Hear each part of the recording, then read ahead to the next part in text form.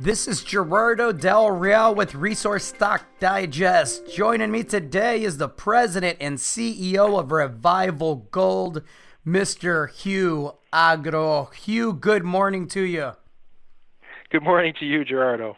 How is the back-to-school rush in your part of the world? I know it's that time of the year where it's post-Labor Day here in the U.S. and everything kind of picks up. Yeah, summer's over, but the work week is on, and we're starting this with a great set of results from Revival Gold. Let's talk about those results. You're off to a heck of a start. I've mentioned in past interviews and releases how important the oxide gold target at RNet was as a complement to Beartrack, which is the flagship. You had some pretty spectacular results that include 60.5 meters of 0.99 grams per ton gold, 66.3 meters of 0.88 grams per ton gold, 30.9 meters of 1.14 grams per ton gold. And it should be noted that all of the results reported today start pretty near surface. Can you talk about that a bit and why it's important, Hugh?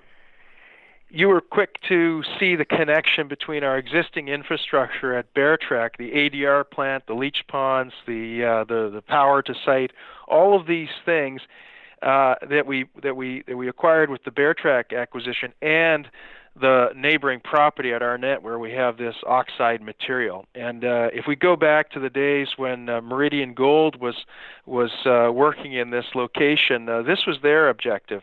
Develop up the resource at RNet, process it at the Beartrack site facilities. And so we're really executing on that plan that Meridian Gold had back in the 90s, but we're doing so in a can I say $1,500 gold, $1,500 plus gold price environment relative to $300 gold price environment back in the 1990s. So it's a very good connection that you made early on between the two projects, and that we're now executing on. And these results clearly demonstrate the potential of RNet for possible near-term production at the ADR facility at Beartrack.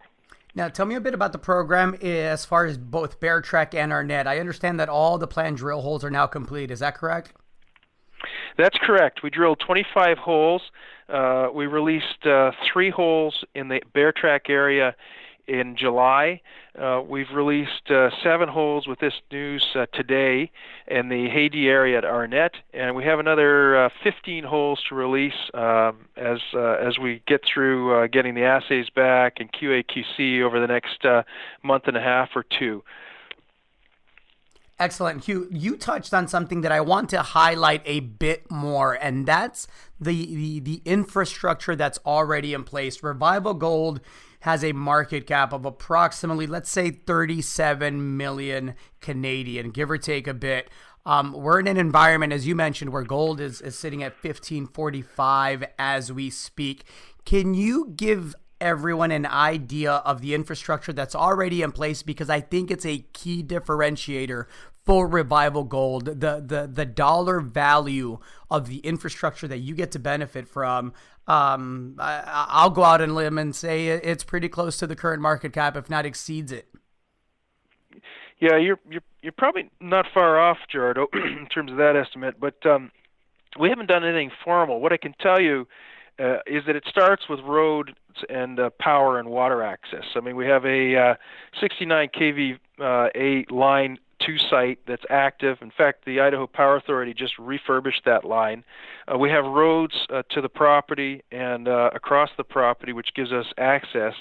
And, of course, we have water rights. So that's the starting point. And then in terms of buildings and footprints for buildings, we have the ADR plant, which is essential for the production of gold. It takes us right from the leach solution through to doré bars. And we'll have to refurbish all of that infrastructure. It's not producing anything in commercial quantities right at the moment, but it's working infrastructure. And we've also got this super facility. It's a warehouse, core logging storage facility, fully winterized, which is available for our geologists to use. We've got the cyanidation permit on site.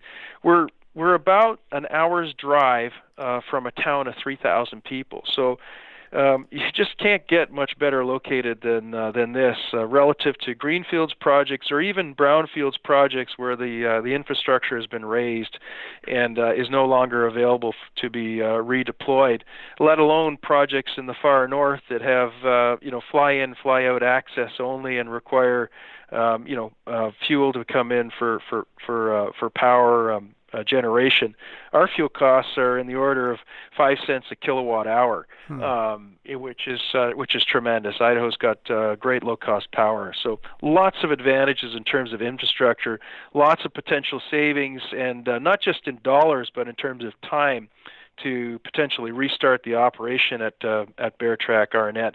And so we'll investigate that further next year. In the meantime, focus on getting remaining drill results out, completing a second phase of metallurgical test work. We're doing regional soil sample work to identify new targets on the property position, and we're doing an updated resource. We've got RPA busy on that, and we'll have that resource out in the first quarter next year.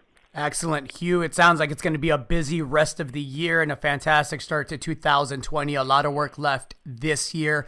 I understand you'll be at the Beaver Creek Precious Metals Summit here next week, if I'm not mistaken. Is that correct? Full schedule, yeah. It's back-to-back chock-a-block meetings at Beaver Creek, and then on to the Denver Gold Forum in Denver. So it'll be a busy marketing season ahead. Fantastic. Let's make it a plan to catch up at Beaver Creek. I'm excited for it. I'm obviously excited at 1545 gold. And again, the near oxide gold here at Arnett is a big deal to me. So I'm looking forward to the remaining assays from Beartrack and the program. Thank you, Gerardo. Thanks a lot, Hugh.